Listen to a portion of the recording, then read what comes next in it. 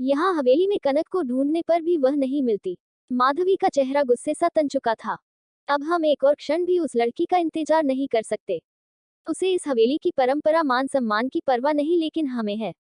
आरती का समय निकला जा रहा, हम आरती शुरू करते हैं। कहते हुए माधवी आरती शुरू करती हैं। ओम शंकर के आदेश पर मनोहर कनक को ढूंढने को कहता, क्योंकि आरती छोड़कर वह इस समय कहीं नहीं जा सकता था। माधवी सभी को आरती देती हैं और प्रसाद, तभी उसकी नजर कनक पर जाती जो हवेली में कदम रखने ही वाली होती। माधवी की सख्त आवाज उसे रोक लेती। रुक जाओ। सभी की नजर कनक पर जाती है। ओम शंकर भी कनक को देखता। माधवी आरती की थाल कुमुद को देते हुए कनक के पास जाती हुई गौर से उसका चेहरा देखने के बाद उससे कहती हैं, हमारे यहाँ बिंदनिया घूंघट और बड़ों के सामने नजरें झुका कर रहती हैं।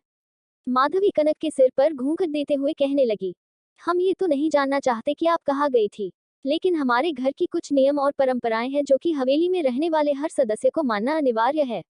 माधवी सख्त लिहाज से कनक से कहती हैं, तो आप हमें अपनी परंपराओं की एक लिस्ट बनाकर मुझे दे दीजिए, मैं उसे पढ़कर फॉलो करूंगी। कनक माधवी से कहती है, जिससे हवेली के सारे लोग कनक की ओर देखने लगते। अब हो भी क्यों न माधवी जैसी सख्त लिहाज वाली औरत जिसके सामने किसी की भी जबान नहीं निकलती, कनक उतनी ही निडरता और साहस के साथ कह देती है।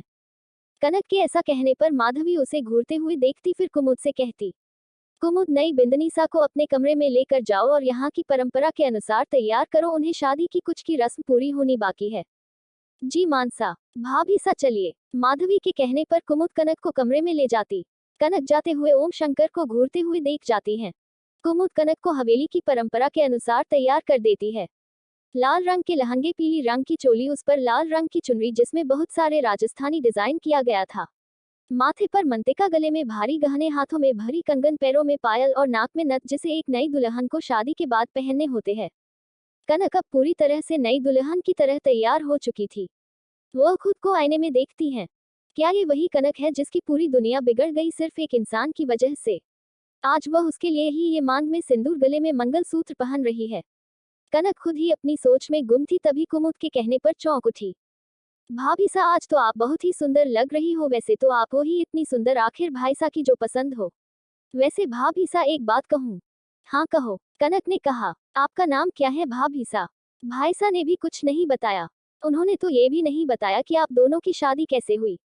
अपनी शादी की बात सुनकर ही कनक को फिर से वही रात उसके जहन में आती है।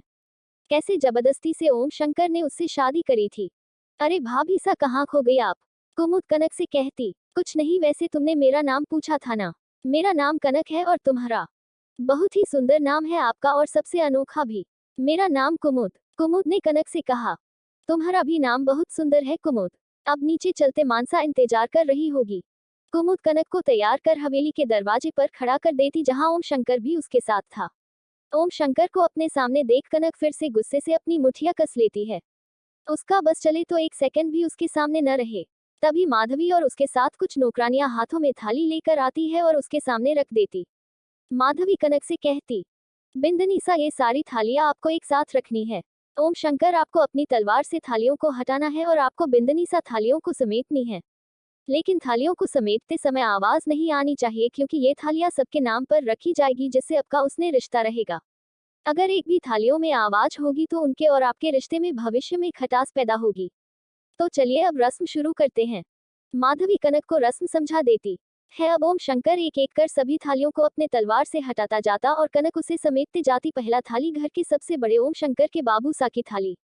कुमुद कनक से कहती है, भाभी सा, ये थाली हमारे बड़े बाबा सा की। कनक पहली थाली आराम से उठा लेती है।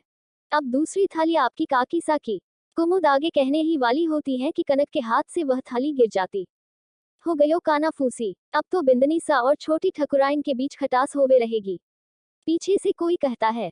तभी बात को संभालते हुए कुमुद कहती, भाभी सा, आराम से करो, आगे की थाली हमारी रहेगी। कनक आराम से चलते हुए दूसरी थाली भी समेट लेती। अब आखिरी थाली हमारे भाई सा की। भाभी सा, इसमें आपकी जो मर्जी कर सकते हो, क्योंकि हमारे भाई सा भी तो आपके ही है। कनक जानबूझकर आगे बढ़ते हुए थाली गिरा देती है, जिसकी आवाज पूरे हवेली में गूंजने लगती है। हो गयो सत्यानाश, अरे अपने ही बिंद के रिश्ते न बचा पाएगी तो जे हवेली कैसी संभालगी बिंदनी सा? कोई बुजुर्ग महिला कहती है, जिस पर माधवी के चेहरे पर टेढ़ी मुस्कान रहती है। रिश्ता? हाँ, मेरे लिए ये रिश्ता, ये शादी कोई मायने ही रखती तो ये रस्म किस चीज की? कनक मन ही मन सोचने लगती। अब बिंदनीसा की पहली रसोई की रस्म होगी जिसमें आपको कुछ मीठा बनना होगा। कुमुद इन्हें रसोई में लेकर जाए। कुमुद कनक को रसोई में ले जाती। ओम शंकर भी वहां से बाहर चला जाता है। कुमुद कनक को समझाते हुए कहती है, भाभी सा आज आपकी पहली रसोई है, आपको कुछ मीठा बनना होगा। एक काम करो, आप खीर बना दीजिए सबके लिए, और भाई सा को तो खीर बहुत पसंद है। आप बना लेंगी ना खीर? अगर आपको किसी भी चीज की जरूरत पड़े आप हमें बुला लेना, हम यही है। कनक रसोई में सबके लिए खीर बनाती है। उसकी ये पहली रसोई थी।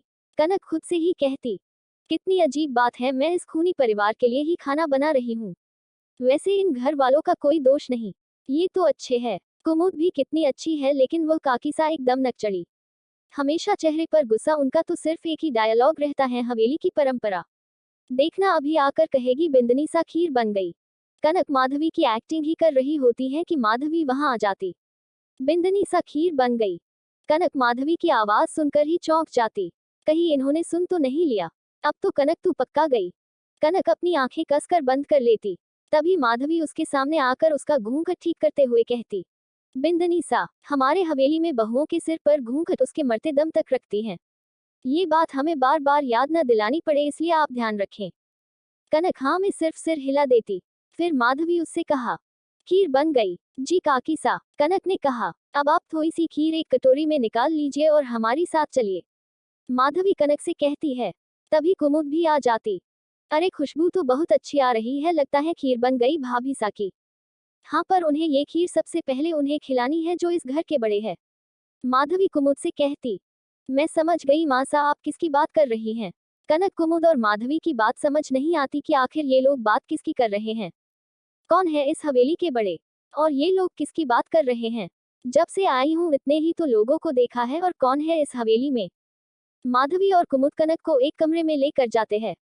उस कमरे में न मात्र की सामान रखे गए थे। कमरा बिल्कुल शांत सा था, सिर्फ कमरे में रखी मशीनों की बीप की आवाज आ रही थी। कमरे में एक बुजुर्ग आदमी बिस्तर पर लेटा हुआ था। उसके ही शरीर पर मशीनें लगे हुए थे। देखने पर वह बुजुर्ग सिर्फ देख सुन सकता था, लेकिन न बोल सकता न चल सकता। कनक उस बुजुर्ग आदमी को देख सोच में पड़ जाती, आखिर ये है कौन और इतने सारे मशीनें क्यों लगे हुए हैं। क्या ये ज्यादा बीमार है? वह सोच ही रही थी कि माधवी उसे कहती, बिंदनी सा, ये आपके ससुर जी पुष्कर के बड़े हुकुम सा दुष्यंत सिंह राणावत ओम शंकर के बाबा सा है, इन्हें प्रणाम करिए। कनक उनके पैर छूकर उनका आशीर्वाद लेती है। अब कनक तो ठहरी जिज्ञासु, बिना सवाल किए उसको चैन कहाँ, इसलिए वह माधवी से पूछ बैठी, इनकी ऐसी हालत कैसी हुई। कनक के इस सवाल पर माधवी का चेहरा फिर से तन जाता है।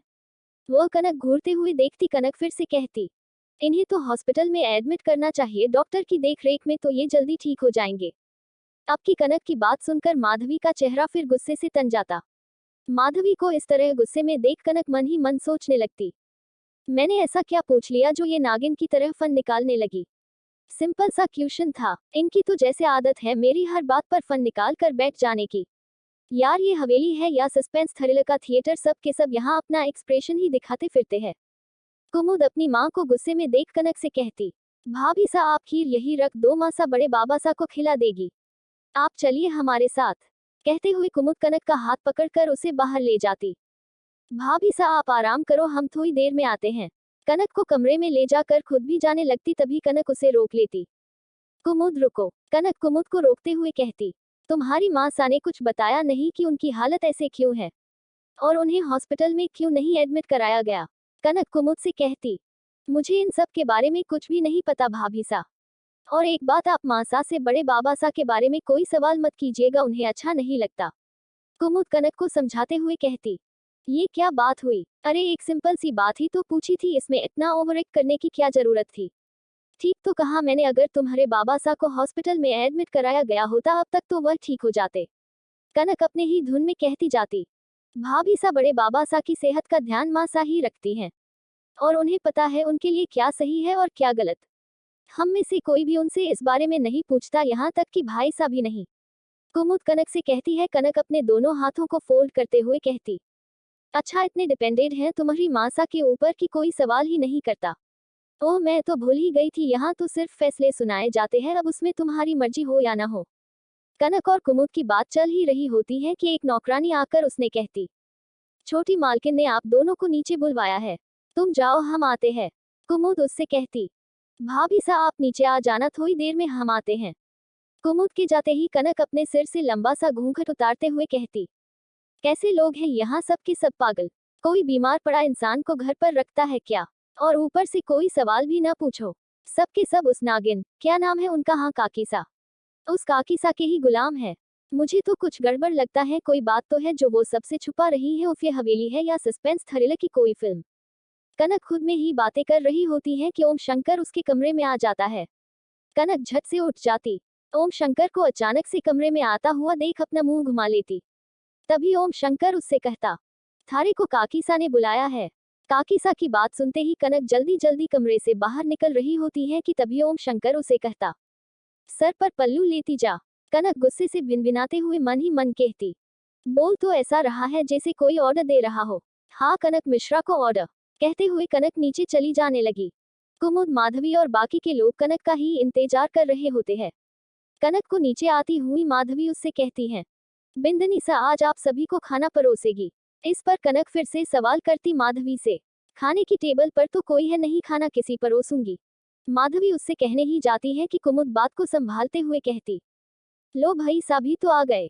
कुमुद ओम शंकर को नीचे आता हुआ देखकर कहती है, इससे कनक गुस्से से फिर मुठिया कस लेती है, इसे मैं खाना परोसूंगी, इस खूनी को मेरा बस चले तो इसके खाने में जहर मिलाकर परोस दूं। कनक मन ही मन सोचने लगती है। तभी सभी लोग खाने की टेबल पर बैठ जाते हैं और कनक सबको खाना परोसती जाती है। खाना भी लाजवाब बना था। पूरी सब्जी, दाल बाटी चूरमा, मूंग के हलवा और कनक की हाथों की बनी खीर। वाह भाभी सा, खाना तो बहुत ही स्वादिष्ट बना है ना भाई सा? कुमुद कनक की तारीफ करते हुए कहती। ओम शंकर कुमुद की बात का कोई जवाब नहीं देता। तभी माधवी कनक से कहती, बिंदनी सा, ओम शंकर को भी अपनी हाथ की बनी हुई खीर परोसिए। माधवी के कहते ही कनक गुस्से से उसकी त्योरियां चढ़ जाती। कनक खीर की बॉल लेकर ओम शंकर को देती। तभी कुमुद ओम शंकर को छेड़ते हुए कहती, भाई सा खाकर तो बताए खीर कैसी बनी है, आपको तो खीर बहुत पसंद है ना? कुमुद चहकते हुए कहती। ओम शंकर भी कुमुद के कहने पर कनक की खीर चख लेता है ना भाई सा स्वादिष्ट खीर? कुमुद ओम शंकर से चहकते हुए कहती। ओम शंकर सिर्फ हाँ में सर हिला देता। कनक ओम शंकर को खीर खाता हुआ देख मन ही मन कहती, शुक्र मनाओ मैंने तुम्हारी खीर में जहर नहीं मिलाया, वरना आज यही तुम्हारा काम तमाम हो जाता। लेकिन मेरा नाम भी कनक है, इतनी आसान मौत तो मैं तुम्हें दूंगी नहीं। जैसे मेरे माँ पापा को तुमने तड़पा तड़पा कर मारा है न, ठीक वैसी ही तुम्हारी भी मौत होगी। ओम शंकर को खाते हुए खांसी आने लगती है। कनक अचानक से ही पानी की ग्लास भरते हुए जल्दी से ओम शंकर को पिलाने लगती। ये देख ओम शंकर को भी हैरानी हो रही थी, ये लड़की दर्द भी देवे है और दवा भी। ओम शंकर मन ही मन सोचने लगता। उन दोनों को इतने पास देखकर कुमुद और माधवी तो जैसे उन दिनों को देख शर्मा जाते हैं। तभी ओम शंकर कहता है, काकी सा महारा हो गया, मैं चलता हूँ, महारे को कुछ काम है। कहता हुआ ओम शंकर चला जाता। कनक को जैसे झटका सा लगता है, वह पीछे हट जाती जैसे उसने कोई बहुत बड़ी भूल हो गई हो। ये मैंने क्या किया, मुझसे ये कैसे हो सकता है? मैं भूल कैसे सकती हूँ कि यही वह आदमी था जिसने मेरे माँ पापा को मार डाला था। यही वो आदमी था जिसने मेरी जिंदगी बर्बाद कर दी है। और मैं इसे ही पानी पिला रही हूँ, उसके दर्द पर महलाम लगा रही हूँ। मैं कमजोर कैसे पड़ गई? नहीं नहीं, मैं ऐसा नहीं कर सकती। जिस मकसद से मैं यहाँ आई हूँ मुझे वह हर हाल में करना है। ओम शंकर रानावत को तड़पा तड़पा कर मारना है, ये मेरे मरे हुए माँ पापा से किया हुआ वादा है। कहते हुए कनक अपने कमरे में चली जाती है। थोड़ी देर बाद कुमुद और कुछ लड़कियां उसके कमरे में आती हैं। अरे भाभी सा, आप आराम कर रही हो, कहीं हमने आपको परेशान तो नहीं किया ना? नहीं कुमुद, आओ ना। कनक कुमुद से कहती, भाभी सा हम आपको आज की रात के लिए तैयार कराने आए हैं। कुमुद की बात सुनकर कनक हैरान होकर कहती है, आज की रात की तैयारी? कैसी तैयारी, कहीं जाना है मुझे आज की रात? कनक कुमुद से कहती है, अरे भाभी सा आप भूल गई, आज तो आपकी सुहाग रात है। अपनी सुहाग रात भी कोई भूलता है भला? कुमुद की एक सहेली कनक से कहती है, जिससे सभी लड़कियां हंस पड़ती हैं। लेकिन कनक के चेहरे पर हवैया उड़ जाती। क्या सुहाग रात, लेकिन क्यों? मेरा मतलब है कि इतना सब करने की क्या जरूरत थी? अरे कैसी बातें करती हो भाभी सा, आपकी सुहाग रात नहीं होगी तो बगल वाली लल्टन अम्मा की होगी क्या? कुमुद की सहेली की बात सुनकर सभी लड़कियां हंसने लगती हैं। तभी कुमुद उन सब से कहती है, तुम सब भी न क्यों परेशान कर रही हो हमारी प्यारी भाभी सा को? एक तो बेचारी अपनी सुहाग रात की सोचकर ही डरी हुई है और ऊपर से तुम सब हो की। चलो जिस काम के लिए आई हो वो करो। कुमुद की बात सुनकर सभी लड़कियां कनक को उसकी सुहाग रात के लिए तैयार करने लग जाती। देखना भाभी सा, आज आपको ऐसा तैयार करेंगे कि भाई सा की तो नजर ही नहीं हटेगी आपसे।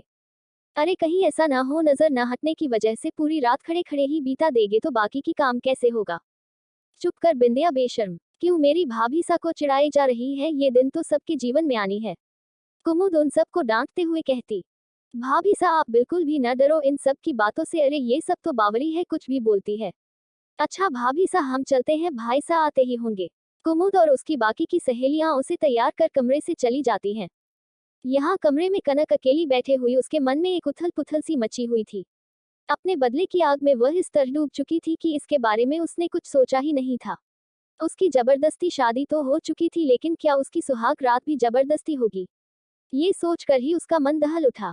उसका पूरा शरीर ही कांपने लगता, हाथ पैर थरथराने लगते हैं। तभी दरवाजा खुलने की आवाज आई। क्या ओम शंकर कनक के साथ जबरदस्ती करेगा? क्या कनक अपना बदला ले पाएगी ओम शंकर से? क्या है माधवी का राज? अगला भाग जानने के लिए चैनल को सब्सक्राइब जरूर करें।